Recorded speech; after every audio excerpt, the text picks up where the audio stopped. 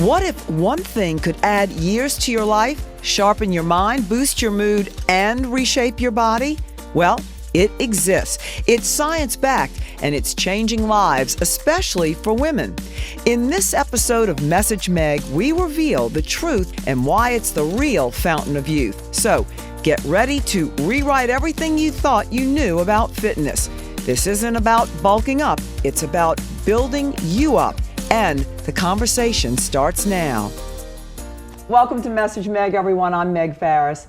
Before we reveal what this fountain of youth and health is, I want you to meet Emily Chopin, Lacey Springer, and Bradley Sneller, and welcome to you all. So Bradley, we're going to tell people it's weightlifting, and you have a gym called Stack Coaching, and a lot of your clientele are women. I feel like you just gave the secret away. Yes. So, but a lot of them are scared. They're going to start and they're going to bulk up. But that's the opposite. Yeah, I mean, most people are under the misconception that weightlifting makes you big. The reality is that a calorie surplus makes you big. Mm-hmm. The more muscle mass you have, the easier it is to burn fat. So if you have a relative caloric maintenance or in a caloric deficit and you're lifting weight, you're gonna end up just looking great. Mm-hmm. Well, you didn't start weightlifting till you were 28, and most guys start in the gym, their teens, right around puberty, that type of thing. But it changed your body. Why did you decide to start really getting into the right kind of weightlifting? Yeah, I mean, I didn't know what to do for so long. I was overweight my entire life, and by overweight, I meant I didn't want to take my shirt off when I went to the pool. I've made fun of most of my life, which gave me a weird self-confidence that was kind of hidden thing. I'm not really sure. But I was playing intramural soccer. I tore my ACL, my MCL, fractured my tibia. And during my recovery process with my physical therapist, I fell in love with it. And then I was going 3 to 4 times a week. It started to change my life. He was teaching me the proper things to do. And then I just went full force into it from there. And it did change your body. Okay, to our ladies. So Emily, we'll start with you.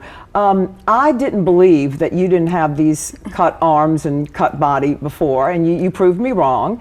And I should say all of y'all are in your 40s, so it wasn't like you've been lifting weights since you were a teenager. No. And what got you, what clicked in your brain, I'm gonna go start doing this? Well, I had 2 kids in 2 years, and I had super, like Bradley said, super low self-confidence. I never would have gone to the beach with girlfriends or anything like that. And I was completely miserable. And I started going to a gym right by my house at like 5 o'clock in the morning before everybody woke up. And just the way I felt was a pretty instantaneous difference. But then, as I aged a little bit over the course of the years, I was really in this rut that I think most women my age are in, where I was taking Pilates classes and yoga classes and barre classes and doing cardio boot camps 5 and 6 days a week. And it was absolutely serving me no purpose whatsoever.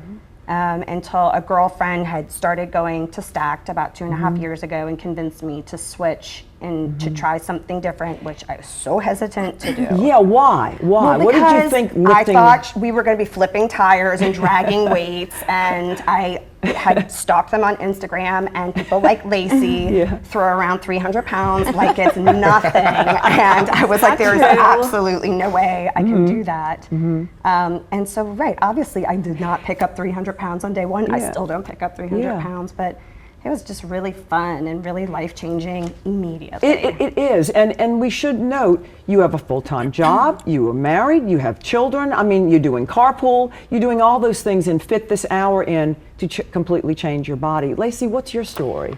I've been active my entire life. I did play sports and everything, but never weightlifted. And then my early adult years, I did a lot of running.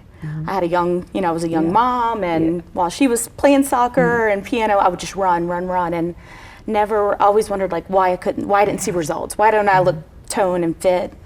I would even, I didn't want to take my shorts off when I wear a bikini, and I probably wish I looked, that small then. Oh, been there, done that, bought the t-shirt, And same kind of, you see that CrossFit gyms and all, and you think, oh, you're gonna bulk up, and anyway, just a little bit of strength training, you start seeing the results and the definition, combined with healthy eating, which I think, just goes hand in hand. And I feel amazing. I feel younger than ever, more energetic than ever. And I wasn't always lifting heavy weight. You know, when I first started Stacked, I was just right where everyone else was. It's just fun to build and watch yourself get stronger, and you know, Empowering. it's so empowering. And it's in not a competitive way, but in such a measurable success, because I mean, even when I go back and look, because we log our weight and our progress, I look at something that I remember at the time was incredibly difficult that is now really nothing, you know. So it is such a measurable improvement week to week, month to month. Yeah. It is, and it is fun. I know people think, oh, it's working out, but when you do it with a group and everyone's cheering everyone on and the music's going, it becomes, I call it recess. Yeah, sometimes I don't even have to wash my hair afterwards. You don't even sweat. I've always referred to it as adult recess. You know, we need that hour to just unwind and let it, you know. And there's something, Bradley, you said empowering. There is something about, for all of us, our personal, you know, record is completely different. But the other day on chest press, I hit a number that I thought, wow, I don't think I've ever hit that number. And you just, within yourself, you're not competing with anyone else, you're proud. Yeah. Do you see that when you hit something? Yeah, I mean, not so much anymore, because I've spent all this time building my personal best, where now it's just about how do I grow my business, serve others, and be a dad, right?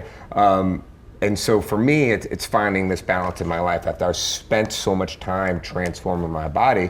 But I really, like, my main goal every day is to help women like Emily and Lacey build self-confidence, become empowered, find the body they've always wanted. And talk about being empowered, it's not just in lifting weights. How did it spill over to other parts of your life? Did you find yourself wanting to eat better and eat differently? I wasn't as starving when I stopped running constantly. I mean, and doing all that boot camp. I mean, that's a huge, I was starving by 10 a.m. and so I don't have that ravenous hunger with weightlifting. And I mean, I still run, but now I run because I want to, not because I'm constantly trying to lose weight. Because you feel like you need to. Yeah, I mean, it is a very different mindset where I think women start at like age 12 and we're on a diet until we die. Yes. You know, and so it definitely that kind of inner dialogue has eased up so much more. But yeah, I mean, I really am always in my head trying to eat protein with my jelly beans on the side or whatever. But, you know. But when you have more muscle, your metabolism is faster, so you don't have to restrict calories as much. Do you find that, Lacey? I found 100%. When you're eating protein, you're staying full longer and you're building the muscle, and it's much easier to maintain over the years. I've fluctuated because I was never taught how to properly eat and nutrition, and so I thought you just didn't eat if you want to lose weight. And now you don't have to fully restrict yourself. If you're building muscle and maintaining it, it's just easier. Do y'all find that people, and we've talked about this before, there are still people out there who think, especially women, who are kind of hard on women and say, oh, your arms have too many muscles. It's like, my arms can't get enough muscle. I'm the oldest I've ever been, and this is the most muscles I've ever had. Because people think, oh, you get older, you can't build muscle, you do lose muscle. But to me, muscles in a woman's arms are beautiful. I think we're getting away from the just be skinny and that's pretty. Right, Bradley? Isn't that what men think? I mean, I think men definitely think differently than they did a long time ago, right? Like I think men like a fit looking female. Rather than just starving skinny looking. Yeah, and I mean, and I think as a whole, whether you're a man into a man or a man into a woman, like we want a fit look, right? And so while it's just interesting that kind of happened at the same time that women started embracing weightlifting, which I think is a beautiful thing. I think the biggest problem they have right now are other women saying you shouldn't look like that. Well, that's, yes, you've had that happen, Emily. What's happened to you? I mean, I've had friends who haven't seen me in a while make comments that are not, out and out rude, but there's definitely an underlying tone of disapproval. And I have had people say that it's too masculine, and I just laugh because it's like, thank you for noticing. I know I don't look masculine, so I mean, that's fine. But I do know deep down inside that that's their insecurity, and that right, and that's their way of saying, just like I said, oh, I don't want to flip tires and drag chains. That's just that. We don't flip tires and drag chains. We do, right? Right. But that's like that's just like this easy excuse to be like, I don't want to be bulky and I don't want to flip tires. And I mean, I think it's pretty cool the people who do flip tires. I don't want to do it. Yeah. But, We do. I don't like the girls that break their nails. No, definitely want to break my nails. Look, my trainer years and years ago, when he was like showing me how to hold the bar and he was squeezing on my nails, I said, "You better not break my nails." And he looked me dead in the eye and he said, "If the body ain't right, no man's looking at the fingernails. I promise you." We had a fun relationship. But how is y'all's mental health, your mood change? The endorphins I get from that hour of weightlifting every morning, it just bathes my brain in happiness. I can't explain. Do y'all find that it helps your mood? Oh, I can't imagine not working out every day. If no matter how I feel, once I walk in there and once I leave, I feel great. Yeah, that is my 1 hour. That is the only thing I do for myself. I will not sacrifice it for anything. I won't schedule a doctor's appointment. Yes. I don't care if my kid is throwing up. It is literally the 1 hour that I and people take don't for understand myself. that because I treat it as an appointment. It's on my books. It's an appointment. It's I an can't do addiction, anything too. for that within reason. And people don't understand that. They're like, you have to go to the gym. It's interesting that Emily said that's her hour for herself, where she's not, taking care of kids, everyone else, right? And I think that's the biggest thing when it comes to weightlifting and women. And I'm a man, so what do I know? But we happen to, 75% of our gym are females in between the ages of 35 and 55, right? Like that is our main demographic, But I think so often, your role in life is to serve everyone else. What do you get to do for yourself? Right. And this is it. 100%. And now you get to become empowered, do things that you can see, measure success over time. And it's gotta feel great, I'll tell you, the other thing is, as you age, bone density is so important. And I actually had the radiologist come out on my DEXA scan. I had a DEXA scan, and she was looking at me like, "This is impossible. How old are you?" And she said, "Your bone density is better than any 30-year-old who's ever come in Is here." this recently? Yes, this is in last. And I said, That's awesome. "Okay, I weightlift and have been weightlifting, so I've built the bone." And I said, "B, I'm on my estrogen replacement, so I'm not losing. My bones aren't becoming Swiss cheese." And there are other women who are 50s, 60s who already have osteoporosis. And here the doctor's saying it's better than a 30-year-old. So there's those little things that can kill you down the road, that just within yourself, when you go to bed at night, you say, "Wow, I'm protecting myself from something," and that helps. Yeah, I mean, it's interesting you're talking about. So when we are in a weightlifting culture, okay, the other parts that come with that, like Lacey said, is the nutrition aspect. Okay. Right? And so as a group strength training company, so what we do nutrition coaching, we do strength training, mostly for women. We try to talk about how those things work together. And one of the things that we discuss all the time is how adequate protein combined with weightlifting fights against sarcopenia, right? Which is the degradation of muscle mass over time as we age. And I think I cannot speak for other fitness genres, okay, or modalities, but in a weightlifting culture, that is a absolute utmost tip of the spear talk, right? Like, we want you to be healthy, we want you to be fit. Everyone wants to look hot, but those things come with it as well. So for every hour you exercise, you live 3 hours longer, which is so interesting. And what the doctors... You are never going to die. Yeah. I know, it's a little obsessive, but the doctors tell us it takes, that was a good one, it takes a year to get to your optimal genetic where you can be. But even if you stopped, you get back into it, you get there much faster because your brain actually forms connections with your muscles that don't go away. And I thought that was very encouraging to people who have, stopped and gone off and done, something else for a little while. And one of my favorite sayings is, abs are made in the kitchen. You don't get abs from doing billions of sit-ups. You do the sit-ups, you have a strong core, but to make them show, you have to have the You know nutrition what part that go with makes it. better abs than sit-ups underneath your nutrition? I just I stole give your up. thing, sorry. What?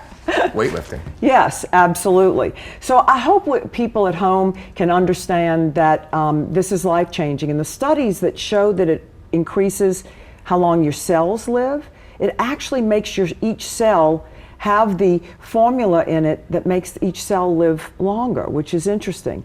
And I don't want women to think that you're going to bulk up or that it's hard to get started, because you start off easy and it's incredible how fast you get into it. Absolutely. Yeah. And Bradley was talking about culture earlier, and I think, again, I have done like every kind of fitness class.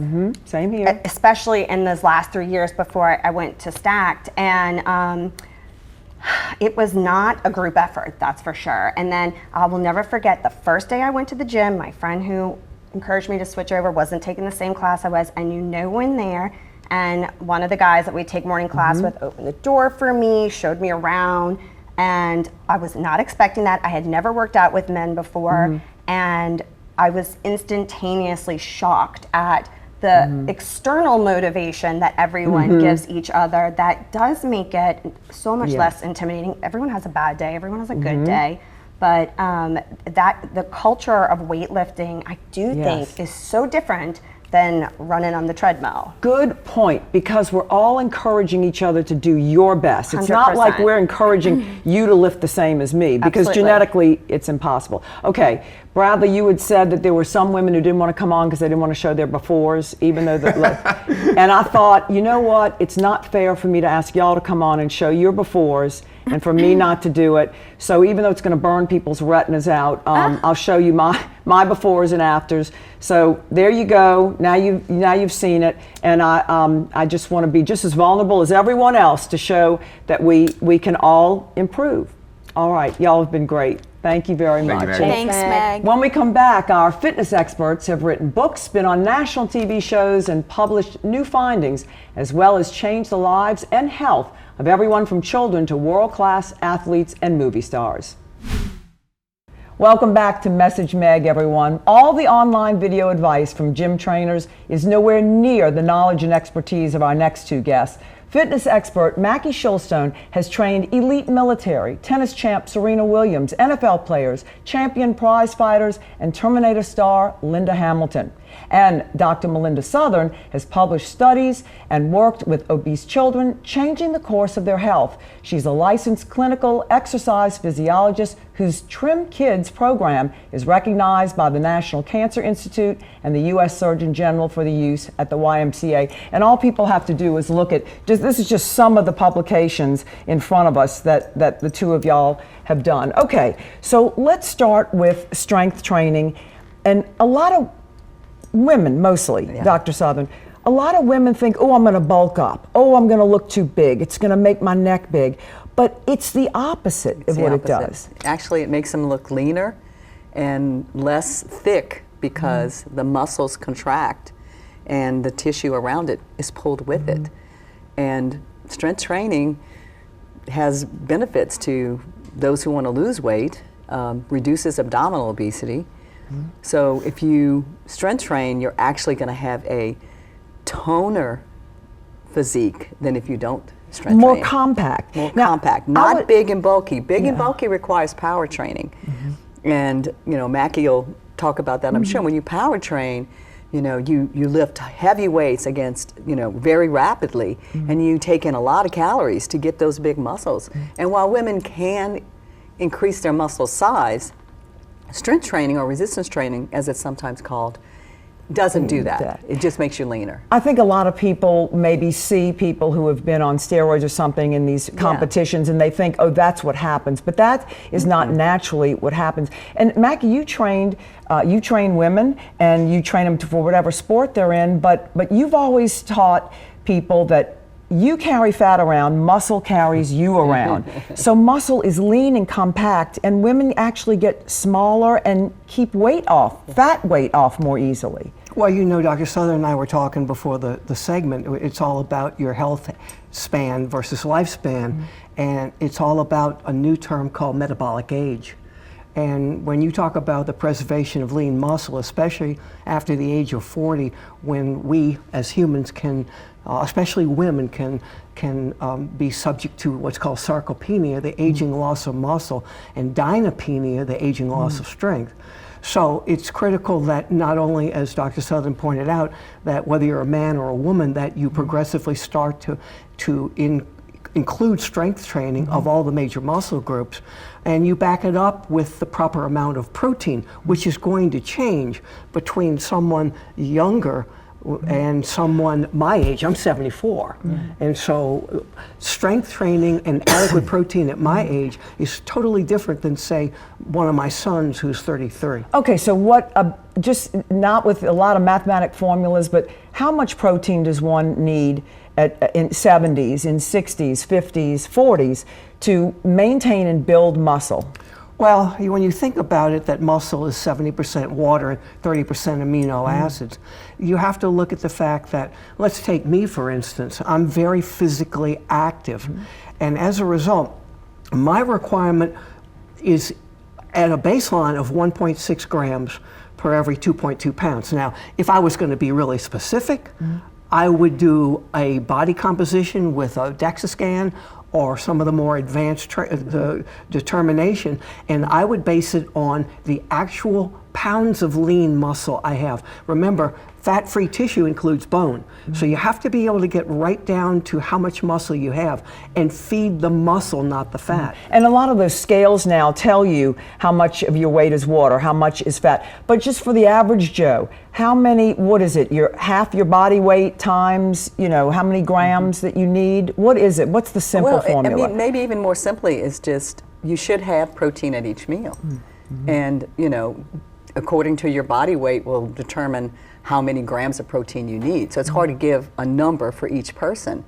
But to skip protein at a meal is then telling the body it's not going to have the essential protein to support the metabolism. If you don't support the metabolism, you can't regenerate muscle tissue, you can't regenerate brain tissue.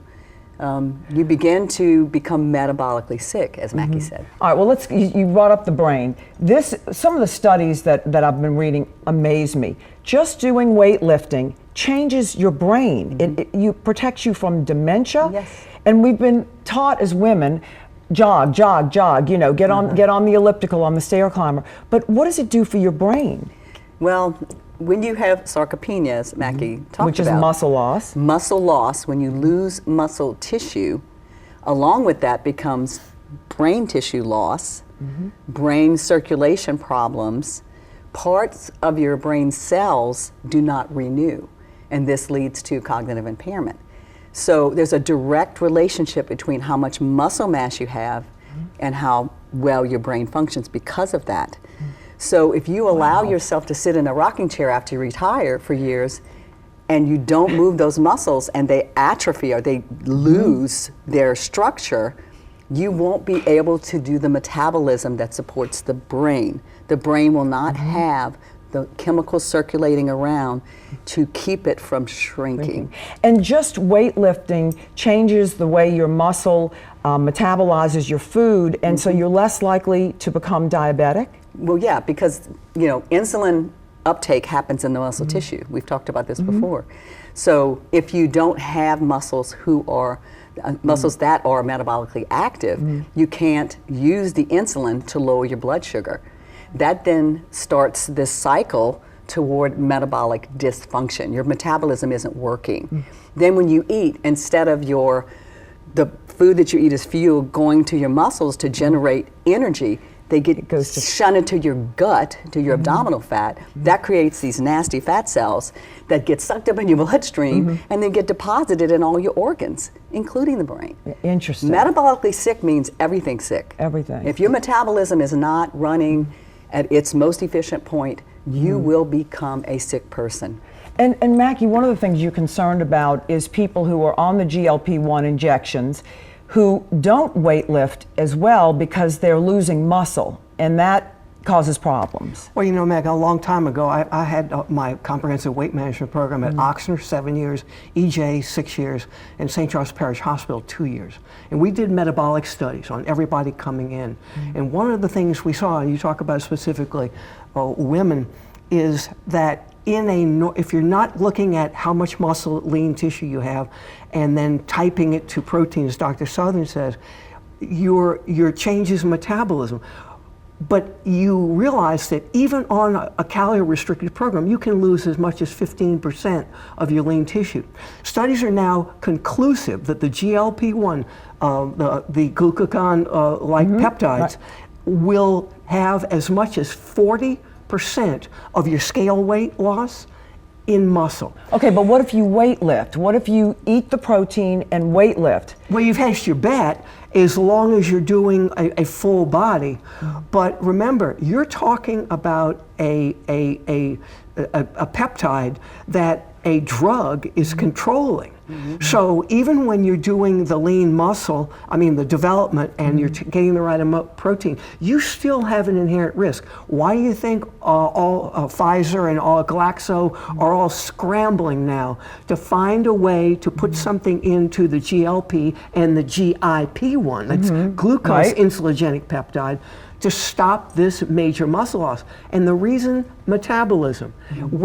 If I lose that muscle, I'm as young as I'm metabolically active. So even with all the weight loss, you're never going to achieve your ideal weight. And that's because the more muscle you have, the more sped up your metabolism is. The more muscle you lose, your metabolism slows down. And then you can't eat little enough to maintain that. So it's even more important for women and men to weight lift when they're on these life-saving injections that are helping people who could never lose weight. And especially women as they transition to menopause, because they lose ovarian function. There's a hormone called follicle-stimulating hormone that's directly related to aging. And if they don't strength train during that period, then the menopause itself causes you to reduce lean mass. It changes the metabolism toward not wanting to keep your lean mass. So it's essential that women, as they enter menopause, exercise, number one. But strength training is not an option. Well, it is half of the exercise program. You have to strength train. Because as you age, you're losing muscle. Part of the strength training is just getting back what you're losing. And I've told both of you this story, and I want to tell our viewers. When I was in my late 40s, I gained 20 pounds in 2 months, and the fatigue was crushing. I was miserable. I knew something was wrong. 20 pounds in 2 months on a 5'4" frame. That's a lot of weight. And my father, who was a world-class OBGYN and a pioneer in hormone replacement, I said, something's wrong with me. I think my thyroid's off, because I've been on thyroid since I was 30. Checked my blood. He said, no, you're taking the right amount of thyroid supplement. Then he figured it out. 2 days later, he said, I want to check your free testosterone, not only your total, but your free testosterone. It was at 0. And he said, women who've been on the pill for a long time, their ovaries shut down making testosterone before they shut down making estrogen, progesterone. He put me on my testosterone and I was back. And now, all these years later, now that I'm on my testosterone replacement every day, and just to be clear, I'm not taking more than a normal premenopausal woman would have in her blood.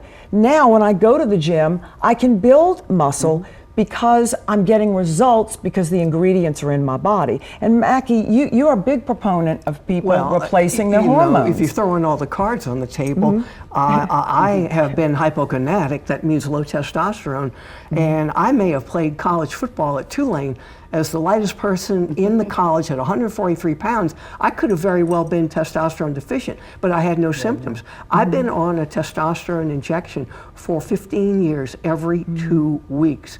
And if I don't, my risk of diabetes goes up, and my risk of a fracture from a bone fracture. And I'm not doing this out, like I'm injecting myself. I'm under medical supervision. Of course. I'm doing lab testing every 3-4 times a year. So you talk about the women that I think menopause, andropause for men, men we quietly cover everything up behind our coat, but there are so many men out there suffering needlessly. And it makes a difference. And when you see the results in the gym and feel like going to the gym, and just before we close, you believe that, and you have seen children who had obesity at a very young age, put in strength training, and it changed the course of their health. Absolutely. That was one of my first recommendations to them, was to get into some type of activity that builds strength. And for little kids, it's not necessarily lifting hand weights or bar weights. It could just be playing on the playground, doing monkey bars, pulling, climbing. For older kids, they can actually do structured exercise. But there are sports that are very beneficial for strength training, martial arts for one, you know. And so some of the children would start these activities, and all of a sudden their metabolism was so better at using the food that they ate. They just started dropping the fat weight, and we would measure like the DEXA, like Mackie talked about. They were losing fat weight because we were restricting their calories. We were giving them high protein, low carb. This was the program that they were on, because these were very, very overweight children, Meg. And you added strength training along with the aerobic training that they were already doing, and it made a huge difference. I guess the main thing, and we'll close with this, is that even when you're resting, sleeping, lying on the sofa being a couch potato, when you have more muscle in your body, your metabolism goes faster and burns more calories. That's it. Thank you both. Such a wealth of information. Now let's take a look at the message-meg inbox. Today, our question comes from Alyssa. She's in downtown New Orleans. She wants to know, how does your period and menstrual cycle affect your workouts? So here is what the science shows. For athletes, when you have your period, and for some, it can limit or negatively affect your peak endurance performance. But here's the good news for all of us. The current evidence suggests that 45 to 60 minutes of working out just 3 times or more a week, regardless of intensity, may provide a clinically significant reduction in menstrual pain. So exercise improves symptoms of PMS, cramps, depression, and anxiety. And now, a final thought. Don't be scared to lift weights. You're not going to become bulky. 5 pounds of muscle is compact and takes up a lot less space than 5 pounds of fat. And remember, you carry fat around, but muscle carries you around. And from personal experience, give it a few months and you will find that your body and mind start craving those feel-good chemicals that come with lifting. Thanks for joining us. I'm Meg Farris.